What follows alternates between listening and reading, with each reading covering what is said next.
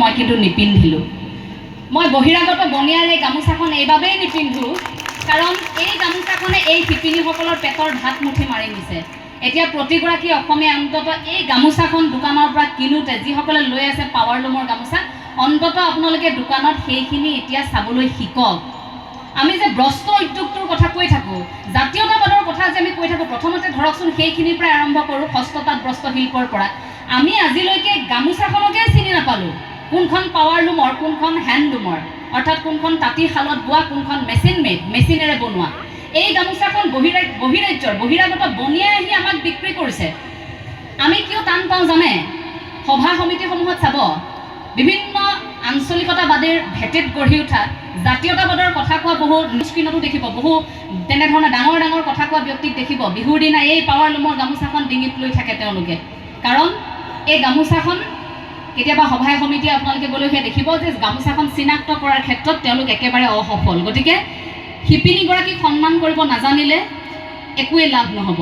সেইসকল শিপিনী অন্তত আপুনি 40 টকা এটা দিব, উদাহৰণ দিছোঁ, ইমান টকা নহ'বও পাৰে, হয়তো তাতকৈ বেছিও হ'ব পাৰে। কিন্তু মই যেতিয়া গাৰ্লছ কলেজত জেনেৰেল ছেক্ৰেটাৰী আছিলোঁ, তেতিয়া অনুষ্ঠান পাতোঁতে গামোচা কিনিছিলোঁ। মোৰ কিন্তু মনত আছে পাৱাৰলুমৰ গামোচা 45 টকা 50 টকাত আমি কিনি আনিছিলোঁ। সৰু বোৱা গামোচাখন আনিলে 250 টকা ল'ব, কিনা গামোচাখন আনিলে ইমান কম টকাতে পাবি, গতিকে ইমান টকাহে দিয়া হৈছে, এনেকৈ মিলাই আনিবি।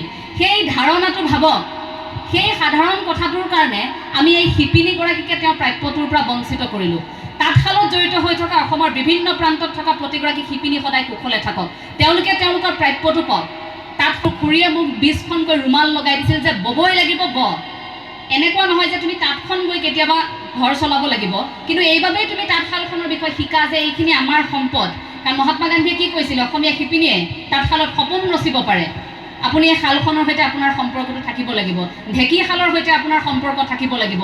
ঢেঁকীশালৰ পৰা আহিব লাগিব জাতীয়তাবাদ, জাতীয়তাবাদ তাঁতশালৰ পৰা আহিব লাগিব নামঘৰৰ ভেটিৰ পৰা।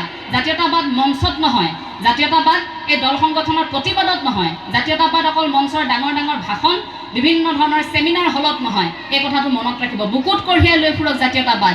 আপুনি আপোনাৰ ভাষাটো শুদ্ধকৈ কওক, আপুনি আপোনাৰ বস্ত্ৰ উদ্যোগটোৰ কথা ভাবক, আমি আমাৰ যিবোৰ আমাৰ লোককৃষ্টি, লোক সংস্কৃতি, এইবোৰৰ কথা ভাবক। তেতিয়া কোনেও জাতিৰ ক্ষতি কৰিব নোৱাৰে। আমি কিয় কৈ থাকোঁ মুখৰ ভাষাটো আনে কাঢ়ি নিব?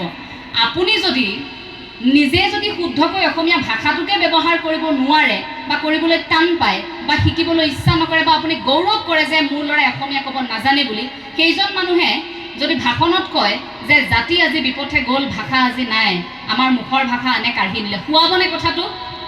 শুৱাবনে সেই কথাটো?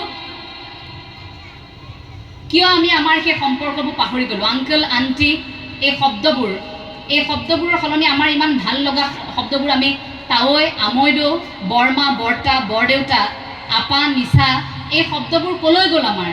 এই শব্দবোৰ আমি কিয় ব্যৱহাৰ নকৰোঁ? আমাৰ ভাল লগা কথাবোৰত আমি কিয় অসমীয়া শব্দটো ব্যৱহাৰ নকৰোঁ? অসমীয়া কথা কোৱা মানে আপুনি এনেকুৱা নুবুজায় যে উচ্চ শিক্ষিত একাংশ ব্যক্তিৰ সৈতে বহি আছে, আপুনি দুষাৰ ইংৰাজীত পাতিব নোৱাৰিলে মানে এনেকুৱা নহয় যে আপুনি অশিক্ষিত। আপুনি অন্ততঃ সেই ব্যক্তিসকলৰ সন্মুখত বুকু ফিন্দাই অন্ততঃ অসমীয়া দুষাৰ কথা শুদ্ধকৈ কৈ আহক। আপুনি চাব, আপোনাৰ যিমান ভাল লাগিব যে জাতিটোৰ ক্ষেত্ৰত অন্ততঃ মই ভাষাটোৰ ক্ষেত্ৰত এইখিনি কাম কৰি আছোঁ, সেই সুখটো কিন্তু বৰ বেলেগ ধৰণৰ।